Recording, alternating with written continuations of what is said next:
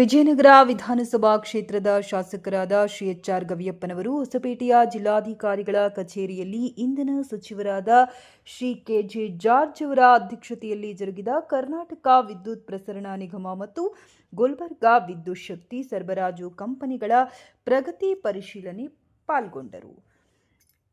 ಈ ಸಭೆಯಲ್ಲಿ ಬಳ್ಳಾರಿ ಮಾನ್ಯ ಲೋಕಸಭಾ ಸದಸ್ಯರಾದ ಶ್ರೀ ಇ. ತುಕಾರಾಂ, ಹರಪನಹಳ್ಳಿ ಮಾನ್ಯ ಶಾಸಕರಾದ ಶ್ರೀಮತಿ ಲತಾ ಮಲ್ಲಿಕಾರ್ಜುನ್, ಹೂವಿನಹಡಗಲಿ ಶಾಸಕರಾದ ಶ್ರೀ ಕೃಷ್ಣ ನಾಯ್ಕ್, ಕೂಡ್ಲಿಗಿ ಶಾಸಕರಾದ ಡಾ.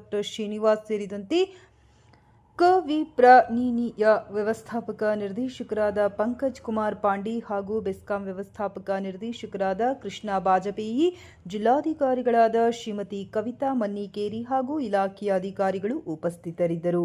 ತದನಂತರ ಮಾನ್ಯ ಸಚಿವರಾದ ಶ್ರೀ ಕೆ.ಜೆ. ಜಾರ್ಜ್ ಅವರು ಶಾಸಕರ ಕಚೇರಿಗೆ ಭೇಟಿ ನೀಡಿ ಕಾರ್ಯಕರ್ತರೊಂದಿಗೆ ನಡೆದ ಸಭೆಯಲ್ಲಿ ಪಾಲ್ಗೊಂಡರು.